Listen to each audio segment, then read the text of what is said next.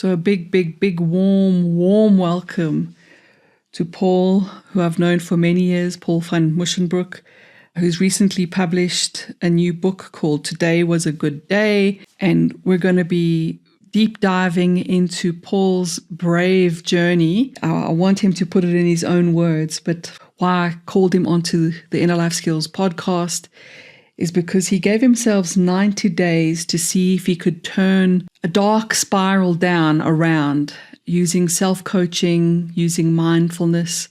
And I think in today's high-pressure world, where a lot of folks are struggling with that dark night of the soul, that endless feeling of feeling down, depression, just really trying to kick the feeling low, and that dip that we inevitably might find ourselves in.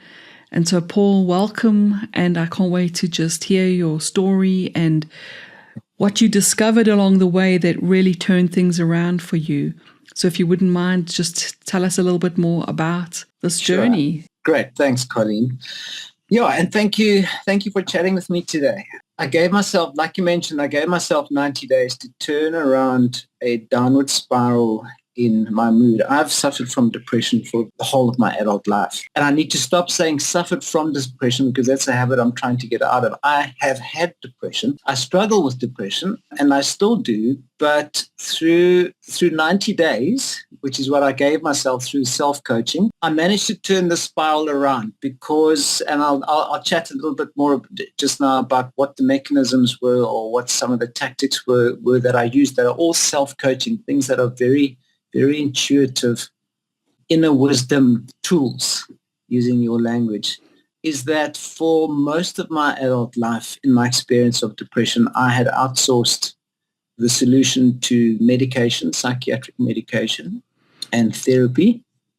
And I'm in no way suggesting that anyone does not take medication or get involved in therapy. My experience was that medication and therapy put me on even ground, and I felt like there could be more to not being depressed. I wanted to be vital. I wanted to have energy. I wanted to actively explore my ambitions. I wanted to follow a purposeful destination in my life, and I wasn't getting that simply from taking medication and going to traditional talk therapy. And so these 90 days were about exploring those possibilities in the process of turning that spiral around. So I started the beginning of the 90 days with exploring my sense of meaning, my life. I think the search for the purpose of life is sometimes the problem with life because it is so nebulous and it's so huge. So as opposed to looking for the purpose of life, I focused a little bit closer to ground on some purposeful goals and purposeful ambitions with meaning. And I did an audit of my behaviors, and I described what not being depressed would look like for me and how I would behave during the day if I wasn't depressed. And I slowly put together a program of action that I reflected on in the morning and in the evening, and the impact it had on my mood. And yeah, I built that program of 90 days up as I went, all based on the coaching skills and the tools and the insights that I've learned from you and your wonderful school. Yeah, so that was the journey. And okay, so you got to a point where even though traditional remedies and traditional approaches had given you, as you say, some kind of stable ground, you wanted more. You wanted to feel alive. You wanted a sense of purpose.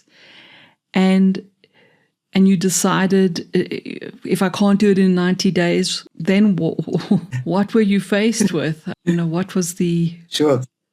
So, there's, on Instagram and on Facebook and on the web, we are presented with all of these programs, 90 days to turn your life around, 90 days to lose 12 kilograms, 90 days to become rich, 90 days to get the romantic partnership of your life, 90 days to, but there's some sense in it. And my reasoning there was, unless I set myself a goal, number one, like where am I going with this, and when do I know I've got there or not?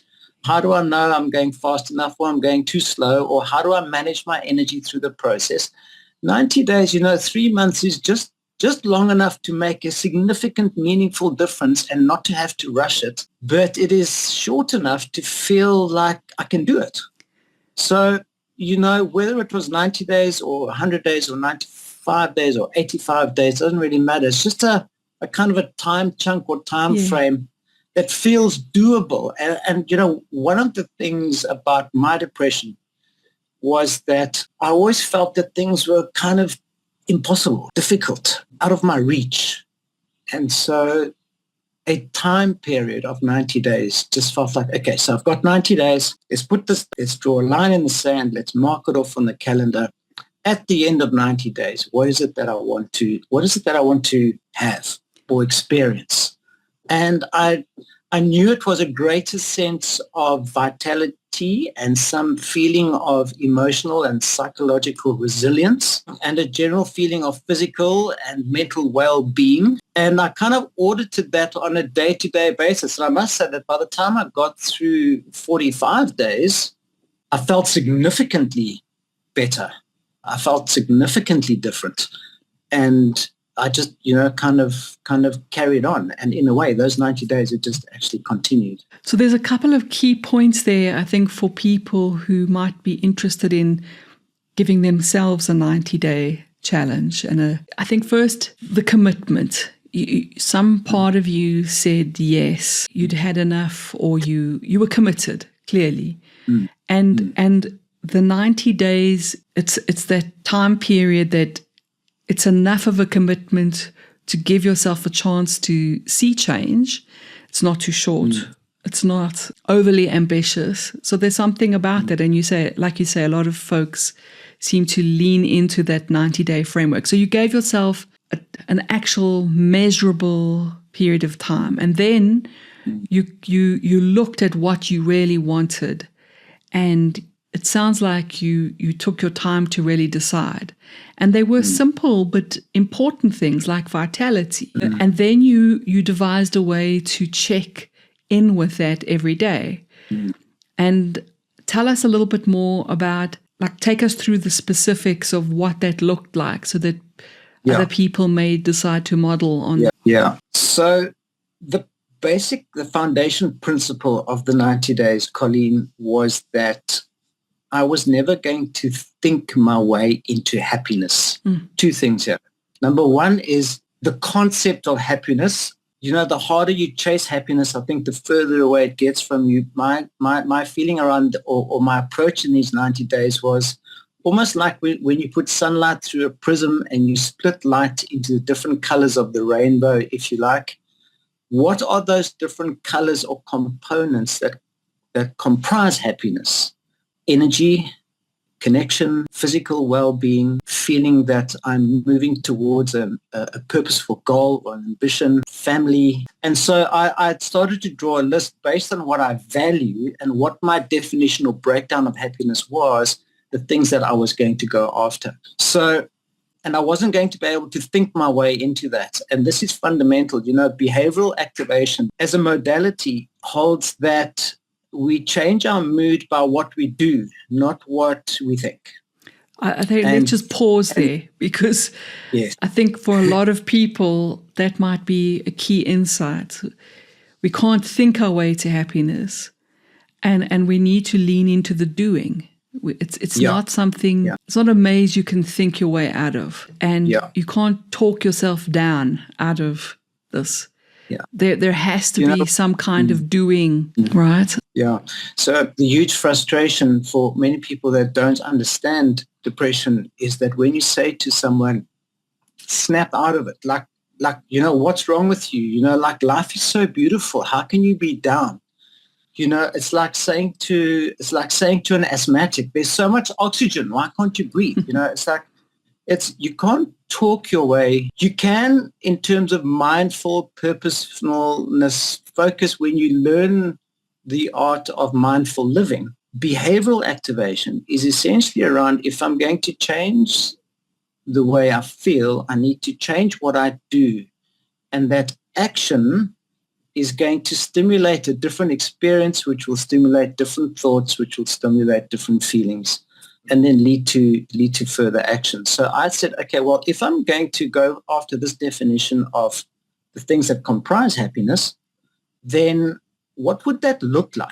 Like, what would I need to start doing differently? And if you really look at the basics of it, like, okay, so if I was this person after 90 days, would I be sleeping until 10 o'clock every day?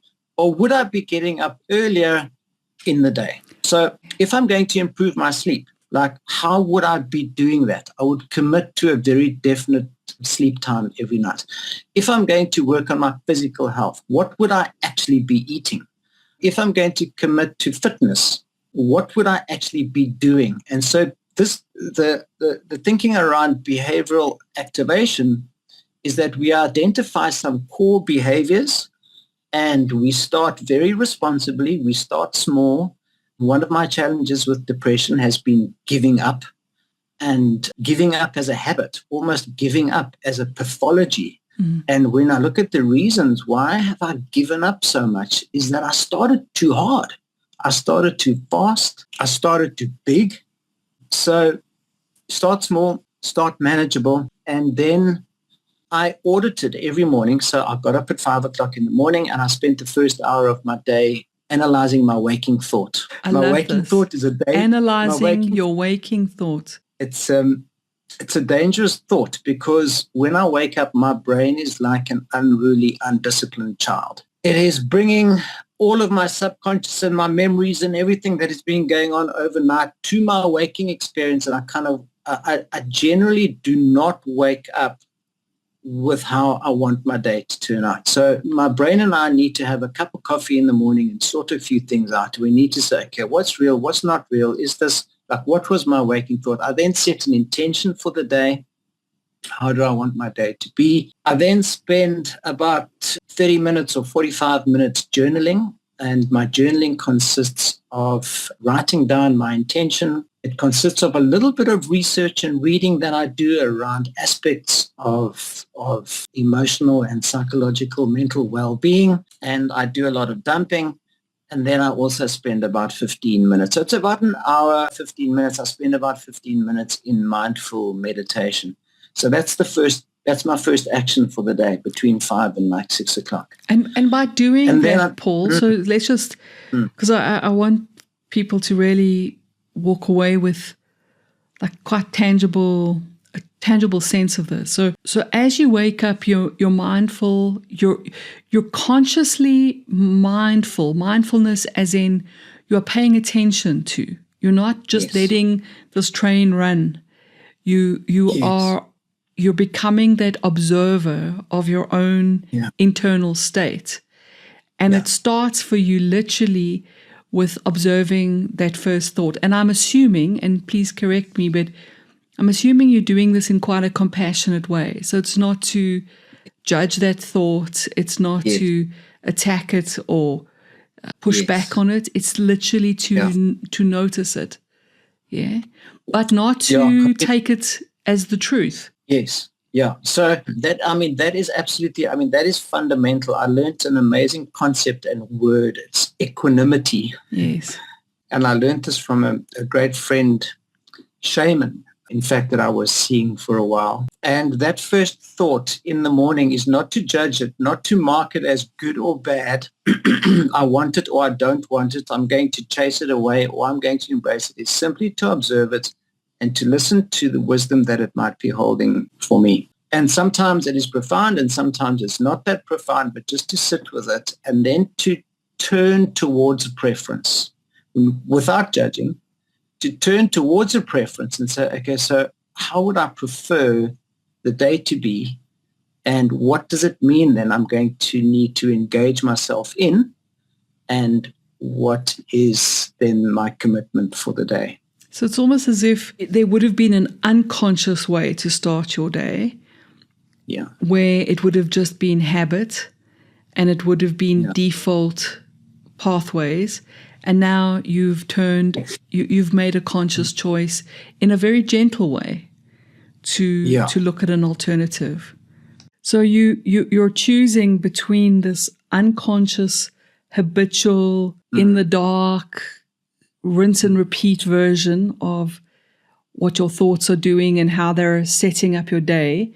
And instead, you're taking this hour to start your day very consciously, very mindfully, but with the sense of equanimity, the sense of you're inviting yourself to be this observer instead of reacting and responding and purchasing, buying into those habitual thoughts. And then I heard things like your journaling. There's a bit of purging there. There's a bit of just downloading and, like you said, dumping whatever's showing up. But there's also this orientation towards almost creating a different future pathway for that day, and doing so with a lot of kindness, it sounds like, towards yourself. And gently starting the day. Tell us how that, I want to build a contrast. How is this approach different to what you were doing, say, 3 months prior to your 90 days? So depression for me has been in waves. So 3 months ago, it kind of might have been okay. 9 months ago, not okay. But the contrast here, Colleen, is in the worst expression of depression for me is I would wake up with these words: I can't do this. I can't do this anymore. I don't want it. It's too much. I hate it. I despise it. And I despise my role in it. I despise my place in it. It feels heavy. It's dark and it's compressed. Yeah. So, it's quite real. So to wake up. Yeah. So and that for me, why it's so important to observe that first waking thought, because that has been a habitual pattern groove, over 40 years. So, just when I open my eyes and I go, okay, so what's going on in there? I need to observe that and be conscious of that. And then I turn from the observer seat to a preference. And I describe the preference and I set goals for the preference and I commit to the preference. And it's not about reaching out for and chasing. It's simply about turning toward and preferring. And that's key. It's a gentle turning towards, and it's a preference. Because I think many of us who have gone down this road of mindfulness and self-coaching, one of the things that we quickly bump into is that proverbial anything you resist persists. And that almost like the fear of fear, the anxiety, the being depressed about being depressed, the sadness of being sad, the anger at being angry, this vicious cycle. And so if you try not to, if that's the energy, if that's the pendulum, if we're pushing, it's going to push right back. Whereas that's why I think some of this language is so key. This turning, it's so gentle, and this preference means that you're not pushing against something. You are simply making a mindful, conscious choice. There's no, you're not triggering that pendulum swinging. You're almost going to that fulcrum where it is from a place of stillness, a place of conscious awareness, that you make another preference. And I'm adding words here, Paul, and this is entirely my projection here, but it sounds like you're being a custodian to your own thoughts, your own body, your own state of being. Colleen, I think that's a lovely way of putting it, custodian. It's key, first of all, to these 90 days, but also key to the whole concept of self-coaching and taking ownership, I think, and I learned this first when I read Eckhart Tolle's book, The Power of Now, where he talks about one evening or one morning when he woke up, or it was one night, I forget now exactly, where he suffered terribly from depression. And he said, he got to a kind of place where he couldn't anymore. And he said to himself, I cannot live with myself any longer. And then he had this realization in the words that he said that, hold on, if I cannot live with myself any longer, that means there's two of me. Yeah. There's the I that is observing that I cannot live with myself any longer, which means that one of me might not be depressed. Exactly. And that's consciousness. Sure. That's, yeah. That's So that fulcrum position, right? That we identify with the mind that is in that perpetual pushing, pulling, resisting, fear, desire, Pac-Man. And it sounds like you gave yourself the gift of the opportunity to create that tiny gap between here is the thought that I thought was me and Yes. this that is more, it comes from that place of equanimity, that witnessing, observing, awareness. And for 90 days, using the simple, elegant practice of observing that first thought, the opportunity to realize that I am not this feeling, I am not this thought, through doing, as you said, through an activity. I suppose that's why they call it a practice many times, because there's an actual activity involved here. Yeah. That every morning, starting your day, spending an hour, and this very simple, there's nothing complicated, right? No fancy, complex things, just present with yourself, using some of these simple guiding principles to coach yourself, and you catch that gap. There is this that is aware of this very dark thought that creates a lot of suffering and heaviness.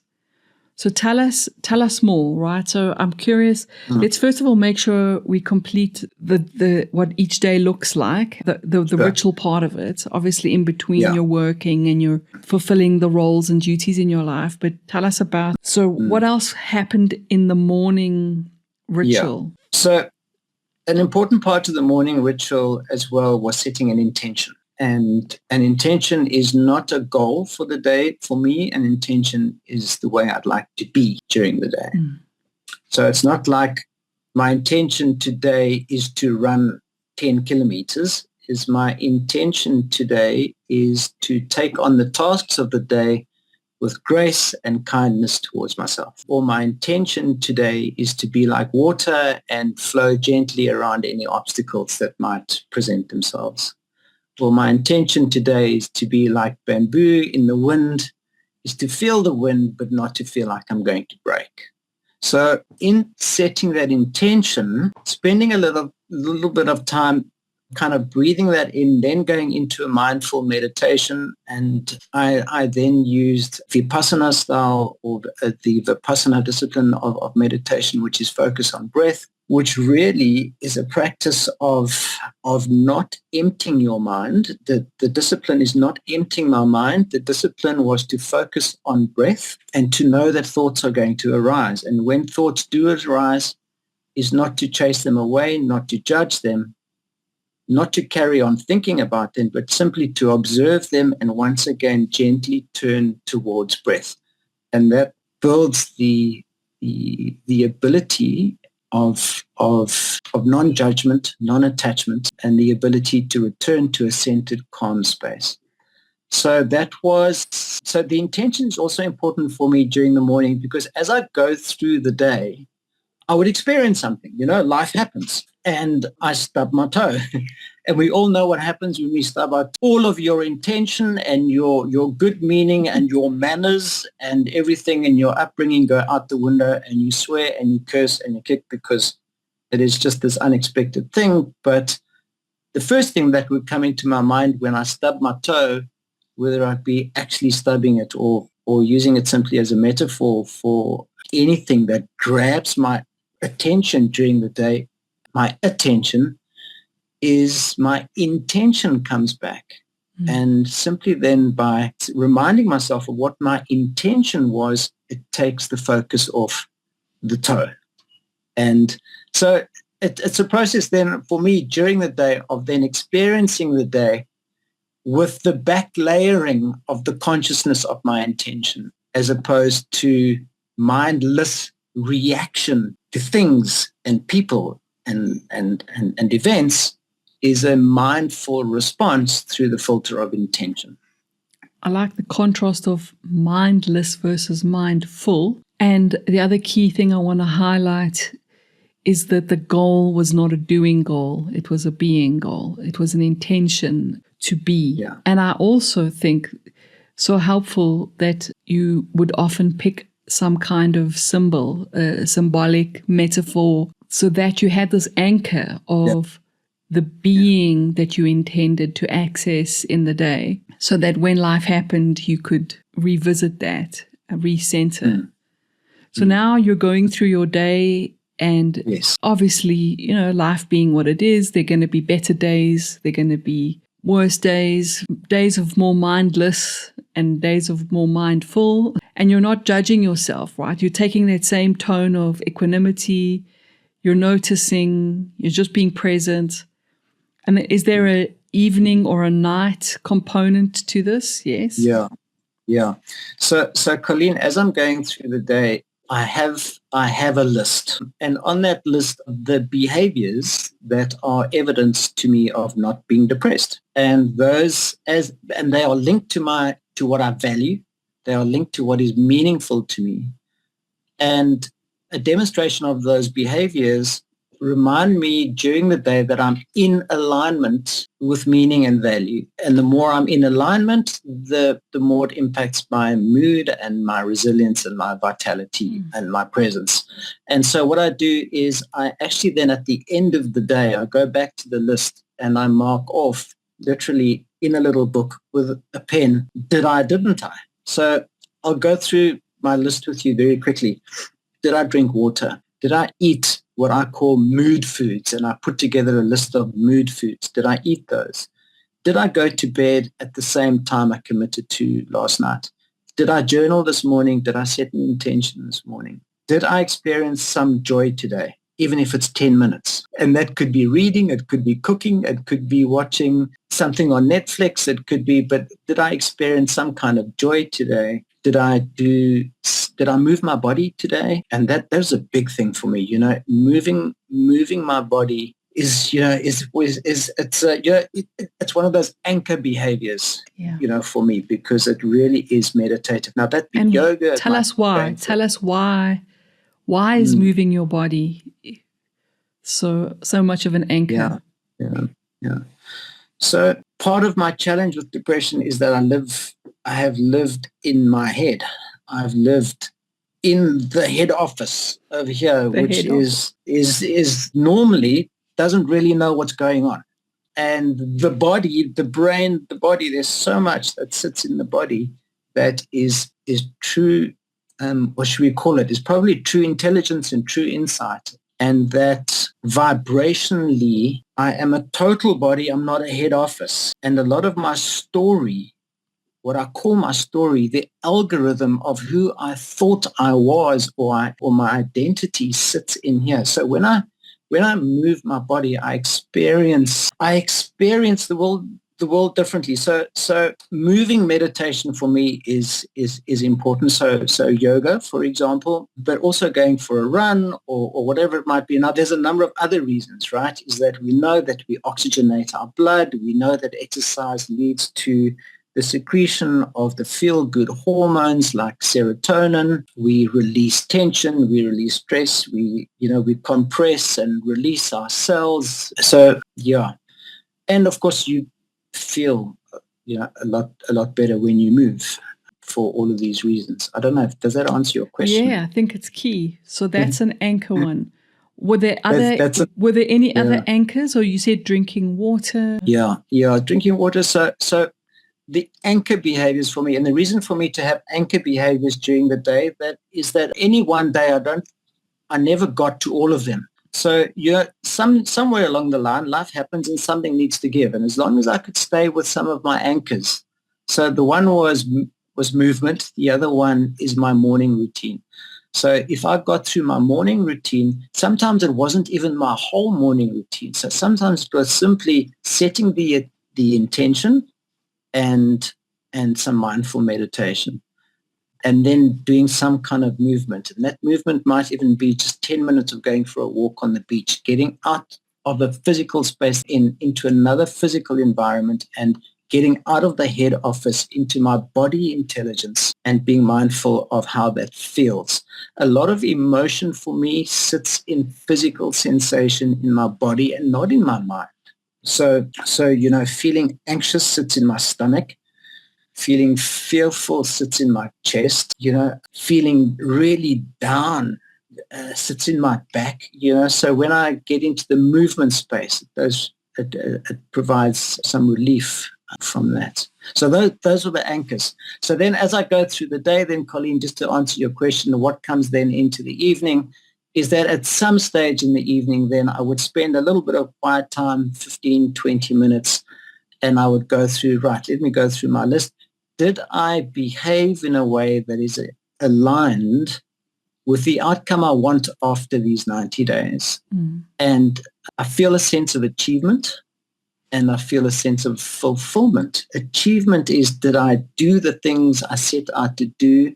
And fulfillment for me is the things, or are the things I did in alignment with what I value, is fulfillment. And if I end the day with a sense of achievement and fulfillment, I've had a good day. You've had a good day. Hence the title of your book, Today Was a Good Day, which I love. I love it because it's so real and unpretentious and honest. So I'm going to read a tiny little piece out of your book. I know it might always feel weird having someone else read some part of your book, because it's really in the style of a journal. Yes, you're sharing those 90 days of action and reflection with other people, and I'm hoping that will inspire many people. I mean, what have you got to lose to give yourself a 90 days? So this piece of your journaling, where you are questioning faith and believing in yourself, and don't give up now, believe in yourself. Myself is probably the last thing I should be believing in. Keep faith in what? I believe that I am consciousness, the I that is aware of me, which is what we were talking about. My life, physical form, is a result of either being conscious or unconscious. For much of my life, I have been unconscious. The influences in these 54 years of physical form called body and mind have molded what I now call my story. And my depression, family, health, belongings, money are all a part of that story. And then this is such a key question, right? So what is not my story? I believe consciousness, or God, is the knowing that at this very instant there is pure creative potential where all our stories don't exist. When I think keep the faith, I mean hold the knowing that my story is not the truth, and anything unfolds in that pure potential of now. And when I set my story aside and just be, anything is possible. So you had this practice of becoming conscious and guiding yourself through this journey. And you said earlier that at about 45 days, you felt significantly different. Unpack that. What is significantly different? So significantly different, first of all, has got to do with that waking thought. My waking thought started to change. I would actually wake up in the morning going, I'm ready. I would wake up in the morning and open my eyes and go, let's go. This is like, I'm ready. Compared to, ready. I can't do this. I hate this. I can't do this. Yeah. I'm ready. So I mean, that is significant. After 45 days, it's like the pressure. I felt the pressure was off. The pressure for what? The pressure. Oh God, I don't know. That is such a big part of the being depressed, experiencing depression, feeling is this pressure. It's almost like it's like wearing a lead jersey. It's like a downward force. I felt light. I felt uplifted. I felt energized. I felt optimistic. That's a big one. Not expecting the day to turn out badly. That's a significant shift. because in depression, you expect things to go wrong. And I started to feel optimistic. I started to, and when things did go wrong, I didn't attach them to myself. In depression, when things go wrong, we blame ourselves. And when things go well, we say it's good luck.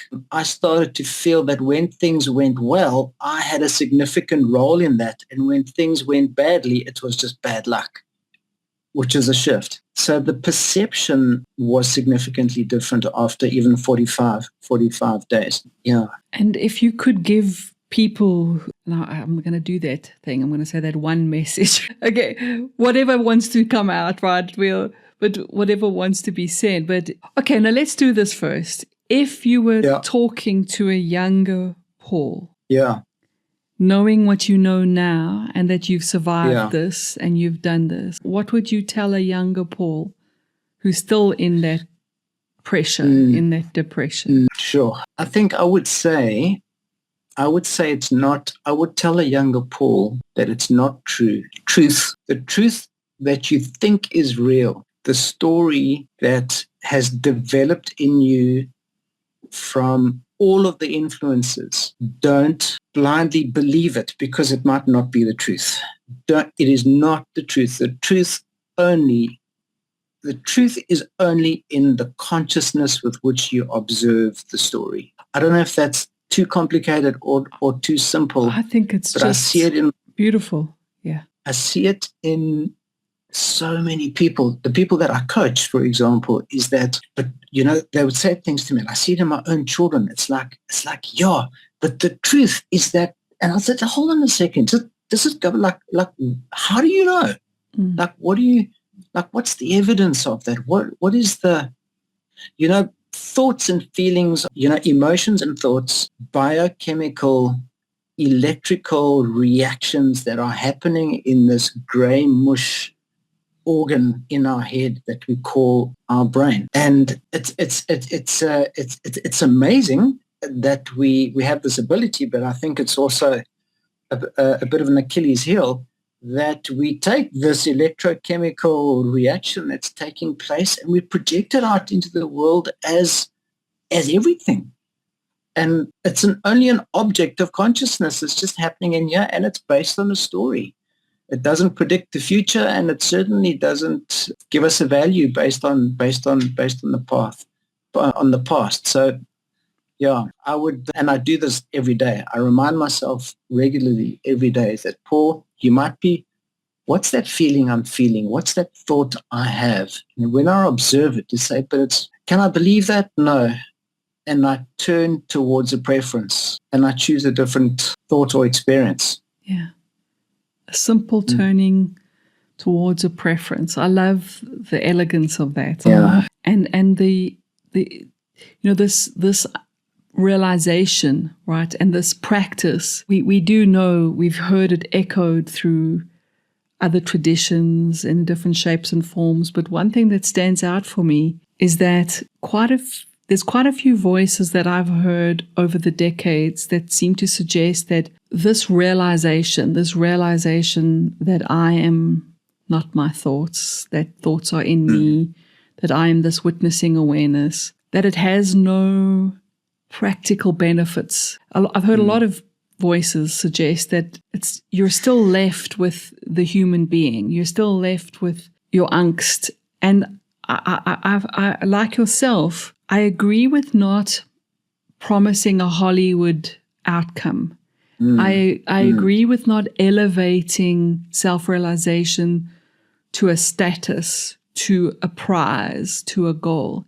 But I don't agree that it can't fundamentally change what it feels like to be a human being, and that it is very ordinary but extraordinary. It is life-changing, and yet I love your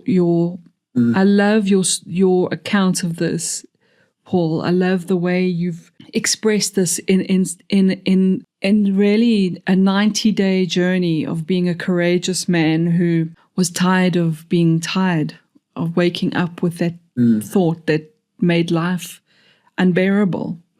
And and that you drew on various disciplines, but they were elegant and simple. And now you have a resource for life, so that if you move back into mindlessness, you can gently move yourself back into mindfulness. Yeah. You can turn back towards your preference. And yeah, for me, it is true that it can fundamentally change the way it feels to be alive. And so tell us a bit more about, I know you've got a spark in you to share this. I know you're a very busy professional. I know you have a busy life. The book is certainly one way that you are sharing. And if I can say, you're sharing it in a non-infomercial.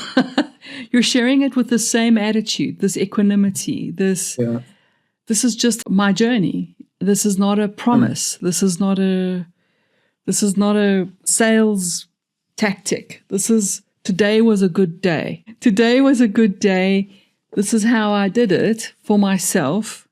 And certainly you've drawn on a lifetime's worth of experience. I mean, I know you're a master coach on every level of the word. I know you're highly educated. I've seen you in action commanding a room. I say commanding in terms of your skill, your ability to speak, your ability to hold space, your ability to work with leaders. So I know you've got all of that behind you, but tell us about where you're leaning now in terms of the kind of work you would love to do with this in service to others. Yeah, Colleen, I believe that life has chapters. And, I'm 55 years old now, and I'm living on the top of a sand dune in the wonderful wilderness. I'm looking out at the sea every day at the whales and the dolphins, and we have the blessing of running a guest house in wilderness. I'm in nature. I've had 55 years of corporate life experience, of which 27 years of that have been in global blue chip corporate leadership experience. I've raised in partnership with their mothers the three most beautiful children. Like, what's the next? Like, what's the chapter for me now? And I'm drawn in purpose to what has been my shadow, if you like, my whole life. And that has been my experience of depression. And so what I'm drawn in purpose to being of service to people who in the experience of depression and would prefer something else. And perhaps so you're formulating it, and the book is the starting point. Yes. But it might just be, I don't know, maybe it sounds like the beginnings of a community of people who want to take the 90-day journey. They want to do that for themselves, and perhaps they want a trusted guide to just hold space for that. Yes, absolutely. And that the experience that I'm having at the moment is I have a number of people that I coach on a regular basis at the moment in the area of their experience of depression and having a preference. And they are currently on antidepressant medication, and they are currently in therapy, which I've always called two legs of a three-legged stool. The third leg, so if one leg is antidepressant medication, and I neither advocate for or against medication. That's for you and your professional mental health guide to talk about.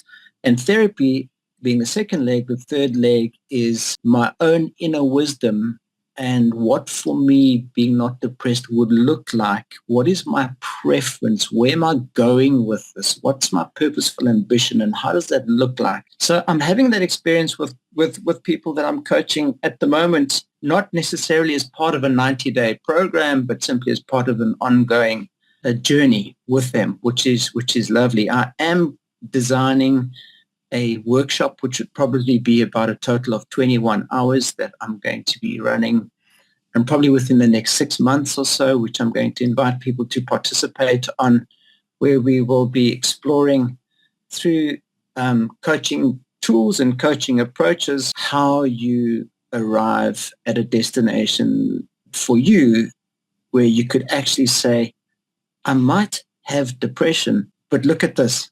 I'm actually not being depressed. And I think that's the big difference. There's a difference between the condition and what and what how you're showing up. I can have depression, but I can not be depressed. And the more I'm not depressed. That I think you've got it there. It's in me. I'm not in it. It's not who I am.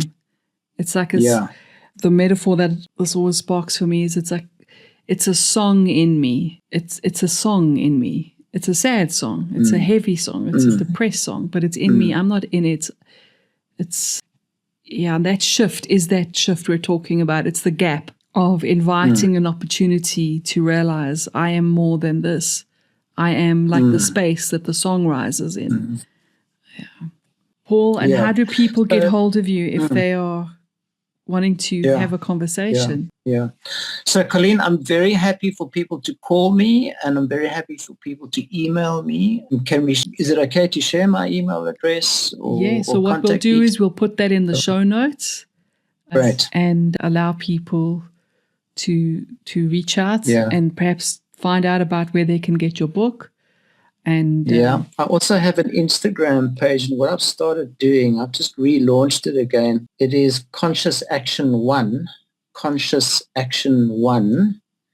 And what I do kind of 23 days into it now is every day I post about a 60-second or 90-second little piece about my experience for the day or my insight for the day in dealing with my own depression. That sounds like a marvelous thing. So listen, Paul, thank you so much. I have no doubt that a lot of what you've shared is going to be helpful and inspiring, and that there's at least one or more, if not many more, gems that people can reflect on and make useful.